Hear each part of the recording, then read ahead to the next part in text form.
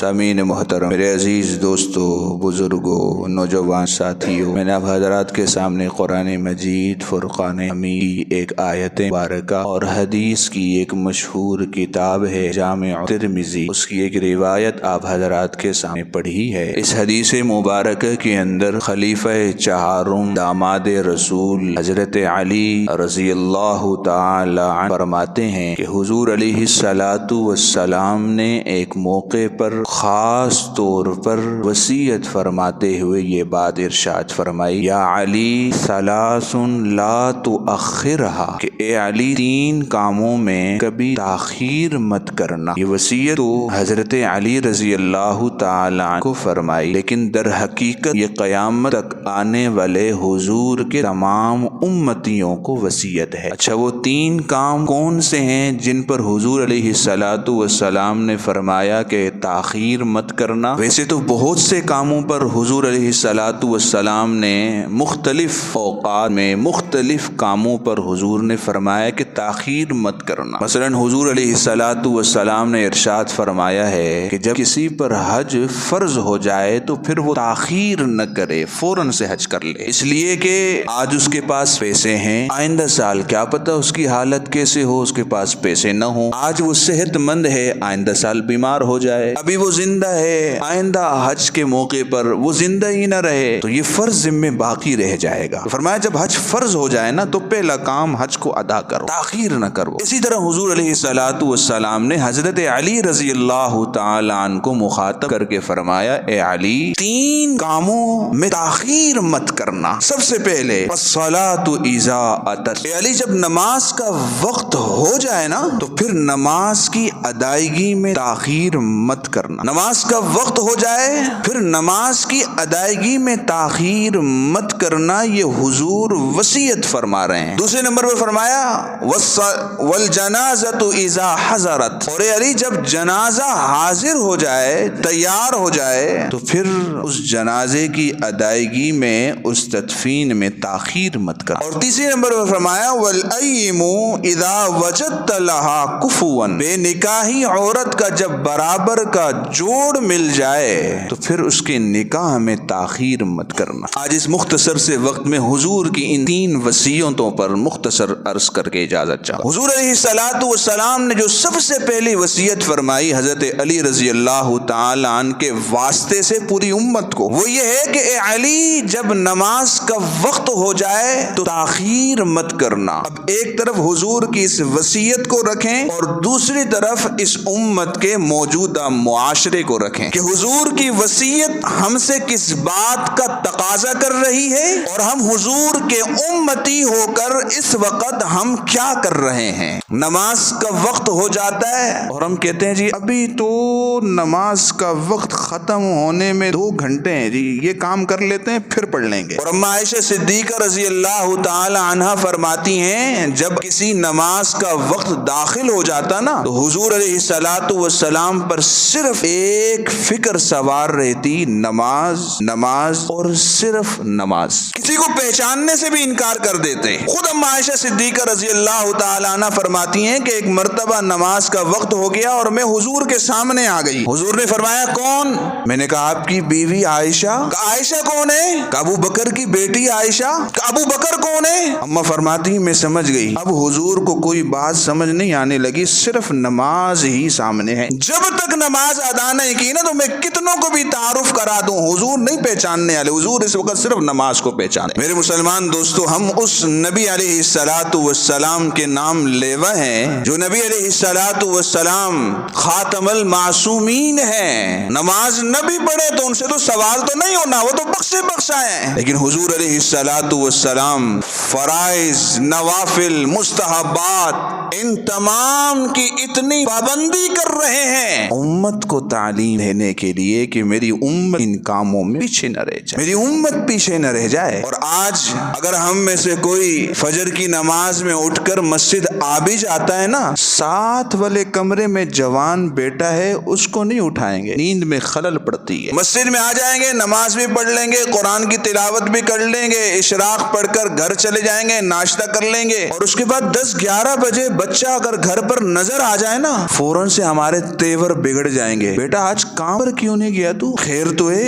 11 بج رہے ہیں تو ابھی تک ادھر ہی ہے۔ اور کبھی نہیں پوچھا بیٹا تو آج فجر کی نماز میں مسجد میں نظر نہیں آیا، 11 بجے گھر پہ نظر آ گیا، ٹینشن پڑ گئی، مسجد میں کبھی نظر نہیں آیا، بچے سے کبھی نہیں پوچھا۔ آج بچی کالج نہیں گئی، یونیورسٹی نہیں گئی، کام پر نہیں گئی، ٹینشن ہے۔ فرض نماز پڑھی ہے نہیں پڑھی ہمیں کوئی ٹینشن ہی نہیں۔ تو میرے مسلمان دوستو، آج اگر امت ذب و حالی کا شکار ہے، آج اگر امت معاشی اعتبار سے، اقتصادی اعتبار سے، امن کے اعتبار سے اگر پیچھے ہے، اس وقت مسلمان ظلم کی چکی میں پس رہے ہیں، تو ظالم کوئی اور نہیں ہے، مسلمان خود اپنے اوپر ظلم کرنے والا ہے۔ کسی اور کے گریبان پر ہاتھ بعد میں ڈالنا ہے، پہلے اپنے گریبان میں تو جھانکیں ہم کیا کر رہے ہیں۔ انگلی کسی اور کی طرف اٹھانا بہت آسان ہے، لیکن یہ 3 انگلیوں کا رخ جو میرے طرف ہے، کبھی اس کو بھی سوچا ہے؟ کسی اور پر تو آپ 1 اٹھا رہے ہیں، 3 تو گھوم کر میری طرف آ رہی ہیں۔ تو میرے مسلمان دوستو،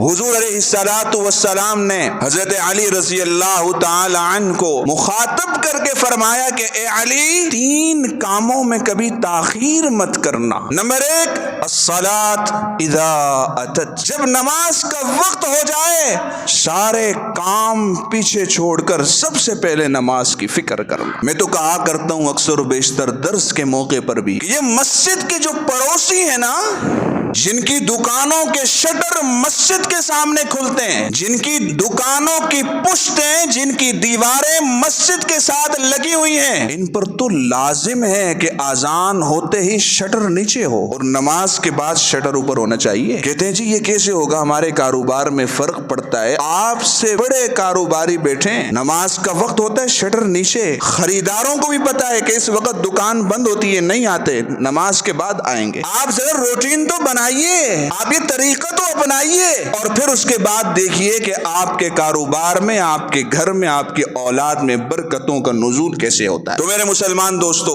آج ہم یہاں سے یہ عزم کر کر اٹھیں کہ ہم نے اپنی زندگی کی اولین ترجیح جس کام کو بنانا ہے وہ نماز، نماز، نماز۔ ہم نے خود بھی پڑھنی ہے، اپنی اولاد کو، اپنے پاس کام کرنے والوں کو، اپنے ساتھ تعلق رکھنے والوں کو نماز کی طرف متوجہ کرنا ہے۔ آج پوری دنیا کے اندر اگر میں کہوں نا کہ 10 ارب مسلمان ہیں، 1 ارب مسلمان بھی نماز پڑھنے والا نہیں۔ چلو 1 ارب مسلمان نماز پڑھنے والا ہے، باقی یہ 9 ارب کیا یہ مسلمان نہیں ہیں؟ ان کو نماز پڑھنے کا حق نہیں؟ تو میرے مسلمان دوستو، سب سے پہلی بنیادی چیز جو ایک کافر اور ایک مسلمان کے درمیان فرق کرنے والی چیز ہے وہ نماز ہے۔ آج اگر امت پوری کی پوری نماز پر آ جائے نا تو دوبارہ سے وہی حالات ہوں گے جو ہمارے اکابر اور اسلاف کے ادوار میں تھے۔ نمبر 2، حضور علیہ السلام نے دوسری نصیحت حضرت علی رضی اللہ تعالی عنہ کو یہ فرمائی، والجنازۃ اذا حضرت، اے علی جب جنازہ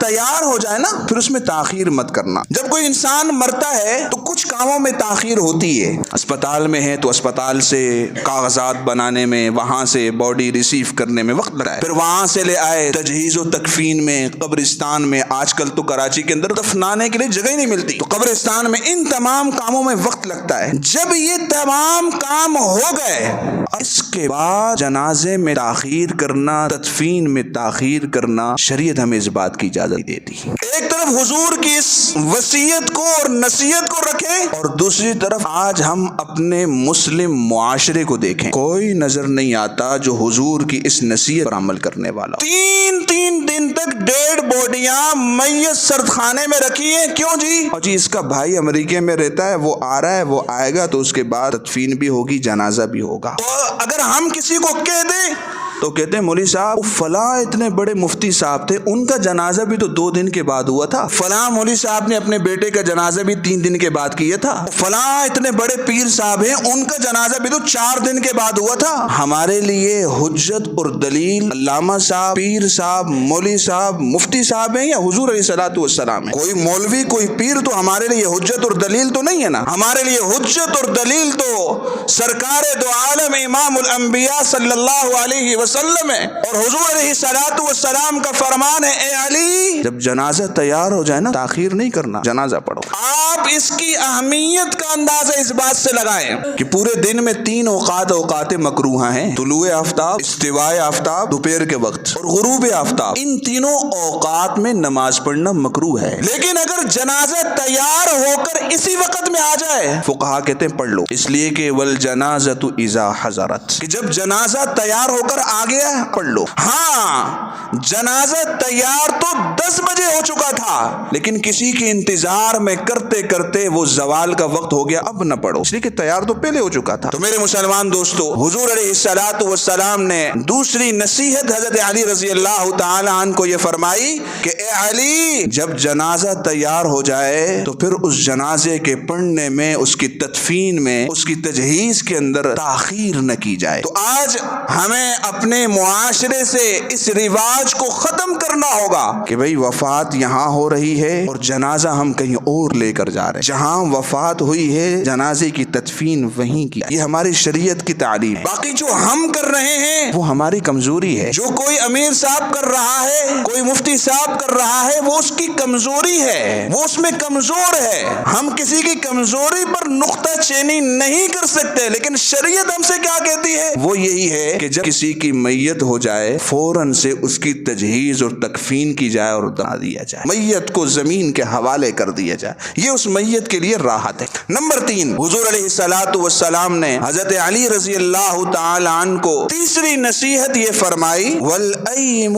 اذا وجد لها کفوا, وہ بے نکاحی عورت جو نکاح کے قابل ہو جائے اور اسے برابر کا رشتہ مل جائے تو پھر اس کے نکاح میں تاخیر نہ کی جائے, پھر اس کے نکاح میں تاخیر نہ کی جائے.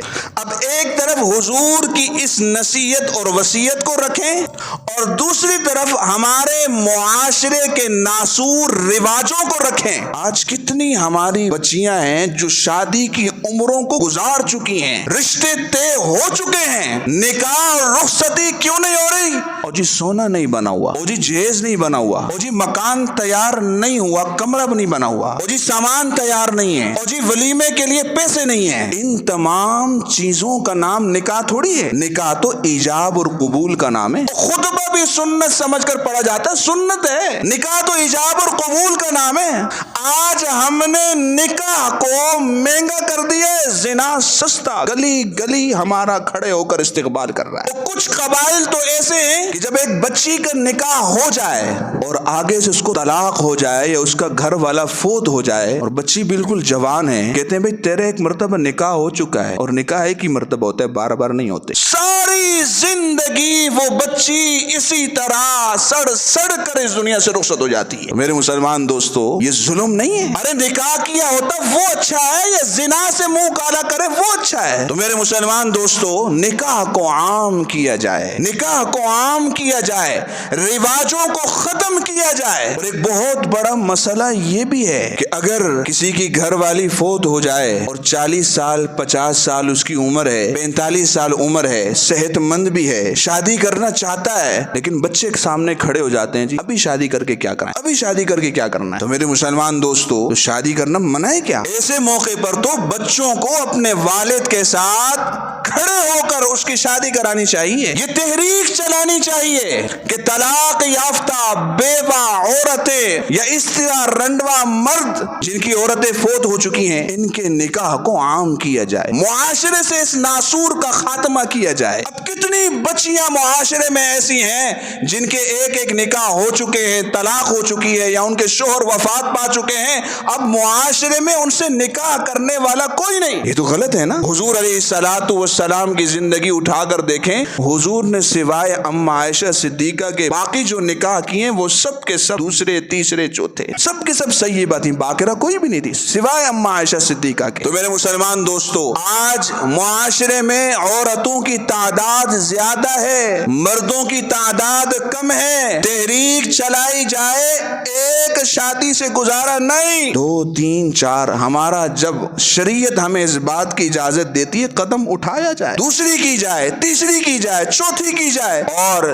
جب معاشرہ اس طرف بڑھے گا تب جا کر معاشرے سے بدکاری اور زنا کا خاتمہ ہوگا۔ ہم نے اس نیت سے کرنا ہے کہ تاکہ معاشرے سے زنا اور بدکاری کا خاتمہ ہو، نکاح کیا جائے وہ اچھا ہے یا معاشرہ زنا اور بدکاری میں مبتلا ہو وہ اچھا ہے؟ نکاح کیا جائے تو اچھا ہے نا۔ تو میرے مسلمان دوستو، حضور علیہ الصلوۃ والسلام نے یہ 3 نصیحتیں فرمائی۔ فرمایا اے علی، ثلاث لا تؤخرها، 3 کاموں میں کبھی تاخیر مت کرنا۔ الصلاۃ اذا اتت، نمبر 1 جب نماز کا وقت ہو جائے تو پھر نماز میں تاخیر مت کرنا۔ نمبر 2 والجنازۃ اذا حضرت، اور جب جنازہ تیار ہو جائے تو اس کی تجہیز اور تکفین کے اندر جو ہے نا تاخیر مت کرنا۔ اور نمبر 3 حضور علیہ الصلوۃ والسلام نے ارشاد فرمایا والأيم اذا وجدت لها كفوا، وہ بے نکاحی عورت جو بے نکاح کے قابل ہو اور اس کے برابری کا مرد اسے مل جائے،